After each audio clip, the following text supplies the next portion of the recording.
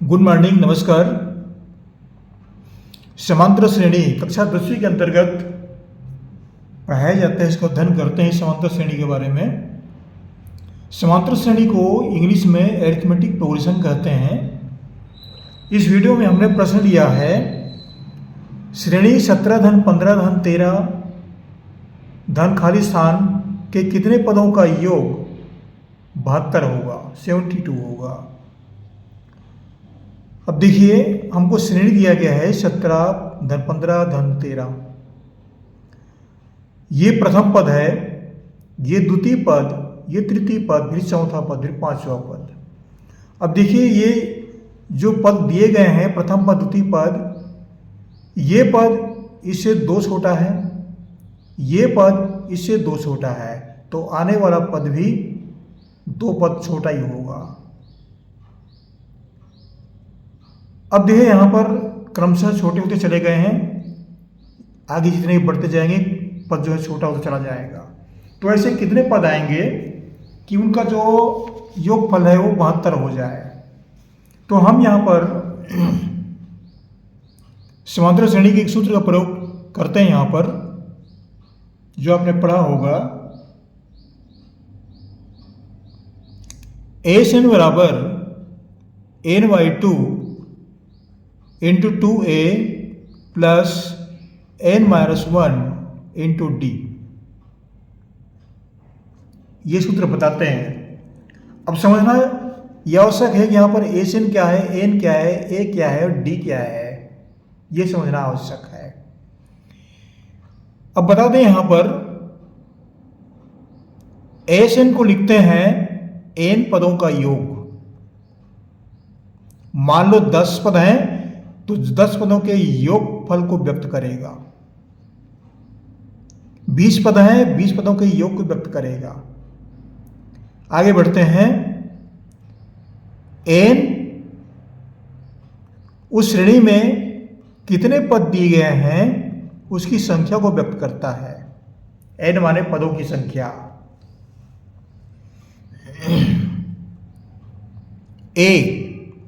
ए जो है वह प्रथम पद को व्यक्त करता है। पहला पद, जैसे ये पहला पद है, दूसरा पद है, ये ए का मान है। उसके बाद आता है सार्वंतर डी। डी को कैसे निकालते हैं? द्वितीय पद में से पहले पद को घटाएंगे, या तृतीय पद में से द्वितीय पद को घटाएंगे, या चौथे पद में से तृतीय पद को घटाएंगे, तो डी का मान हमको प्राप्त हो जाएगा। तो इसमें से घटा देते हैं 15 में से 17, तो ये हमको प्राप्त हो जाता है -2। ये हमको सार्वंतर प्राप्त हो गया। अब इस सूत्र में मान रखते हैं कितने पद मिलते हैं, कितने पदों का योग 72 मिलता है। अब यहां पर एन पदों का योग, कितने पदों का योग 72 होगा, तो ये एन पदों का योग बराबर बता रहा है, ये 72 है। इसका मान 72। कितने पद का योग? जितने भी पद होंगे उन सभी पदों का योगफल 72 बराबर n/2। ये n का मान ज्ञात करना है, इसमें कितने पद हैं ये निकालना है हमको। तो n/2 गुणित 2a, a का मान यहां पर 17 है, तो लिखेंगे 17 धन n-1, n को यथावत रखेंगे, d का मान -2, तो यहां पर रखेंगे -2।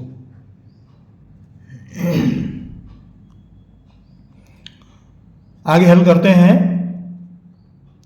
तो 72 बराबर n/2 गुणित, इसको हल करते हैं 17 दूनी 34 धन -2 को धन n से गुणा करेंगे, क्या मिलेगा? -2n। ऋण को -2 से गुणा करेंगे तो यहां पर हमको मिलेगा -2, 2 एकम 2।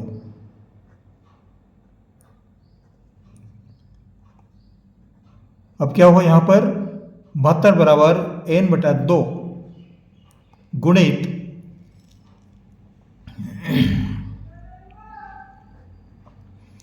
इसको अलग अलग कर देते हैं। 34 ये धन हो गया, 2 धन और ऋण मिलाकर के ऋण 2n, 34 और 2 36 n हो गए यहाँ पर n/2 गुणित 34 और 2 36 ऋण 2n, इतने बचते हैं।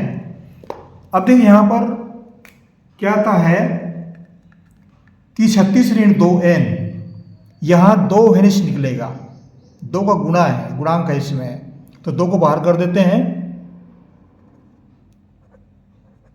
72 बराबर 2 को बाहर कर दिए, n/2 हो गया। 36 में 2 बाहर निकल गया, क्या बचा यहाँ पर 18, इसमें से 2 बाहर आ गया तो यहाँ बचा n।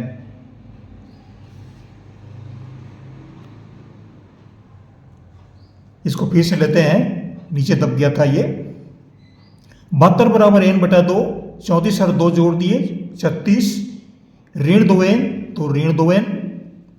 अब देखिए यहाँ पर 72 बराबर इसमें 2 हेंस निकला, 2 गुणित n/2, इसमें 2 बाहर आ गया तो ये 2 बाहर लिख लिए, इसको हम पर लिख दिए, ये बचा 18 ऋण 2n, 18 ऋण n, ये 2 से 2 कट जाएगा, 2 एकम 2। अब क्या बचा यहाँ पर 72 बराबर 18n,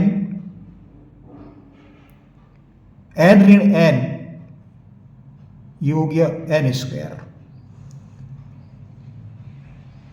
अब इसको हम एक पक्ष में लिखते हैं, एक ही पक्ष बनाते हैं, तो हो जाएगा n² minus 18n plus 72 equal to 0। ये फार्मूला आपको प्राप्त हुआ, ax² plus bx plus c के रूप में ये हमको प्राप्त हो गया। ax² plus bx plus c equal to 0, इस रूप में प्राप्त हुआ है। अब n के हमको 2 मान प्राप्त होंगे, n के 2 मान प्राप्त होंगे, कैसे निकालेंगे? ये 18 को हम 72 के रूप में तोड़ेंगे, 18 को 2 भाग में ऐसे तोड़ेंगे कि उनका गुणनफल 72 मिले और जोड़ने पर 18 आ जावे, ये काम करना होगा। तो इसको हम लेते हैं 12 6 का 72, 12 और 6 18, जोड़ते हैं तो 18 मिलता है और गुणा करते हैं तो 72 मिल जाता है। 12 6 का 72, n² ऋण 12n ऋण 6n प्लस 72 इक्वल टू 0। अब इन दोनों के एक गुणनखंड बनाते हैं, इन दोनों के एक गुणनखंड बनाते हैं। इसमें से n बाहर निकलेगा, इसमें से 6 बाहर निकलेगा। n यहां पर बचा n ऋण 12 -6 है तो यहां पर -6 और यहां पर n ये हो जाएगा -6 इक्वल टू 0। इतने मान प्राप्त हुए तो यहां पर n -12, 12 6 का 72, यहां पर 12 आएगा। सुधार देता हूं मैं, n ऋण 12। अब n ऋण 12 दोनों में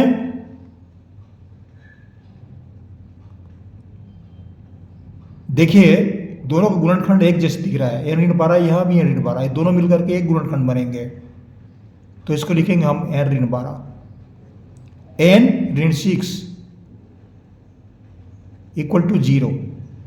अब क्या बचा यहां पर, इसका मान भी 0 के बराबर है, इसका मान भी 0 के बराबर है, दोनों गुणनखंड के जो मान है वो 0 के बराबर है।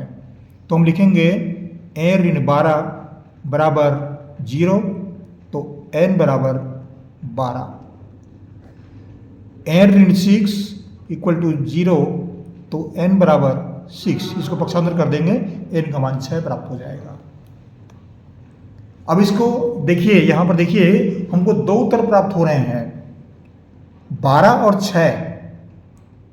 तो इस समीकरण में ये जो श्रेणी दिए गए हैं, इस श्रेणी में या तो 12 पदों का योगफल 72 आएगा या 6 पदों का योगफल 72 आएगा। अब ये कैसे होगा? अब देखिए यहाँ पर क्या करते हैं, n बराबर 12 है और n बराबर 6 है। उत्तर लिखते हैं, श्रेणी 17 धन 15 धन 13 धन डेश आगे लिखते हैं में 12 या 6 पद होंगे। अब ये कैसे संभव है? अब देखिए यहाँ पर घटते जा रहा है, ये घटते ही जाएगा, तो ये 6 पद आएंगे तो कुल 72 हो जाएंगे। इसके बाद अगला जो 6 पद आएगा वह 0 आएगा, 0 + 0 + 0 + 0। इस तरह से 6 पद का योग 72 होगा और अगला 6 पद जो है वो 0 होगा। तो ये दोनों ही उत्तर सही हैं। ये 6 पद को जोड़ते हैं तो हमको 12 मिल जाता है, 72 मिल जाता है और अगला 6 पद जो है वो 0 आएगा। तो ये हमारा आंसर हुआ।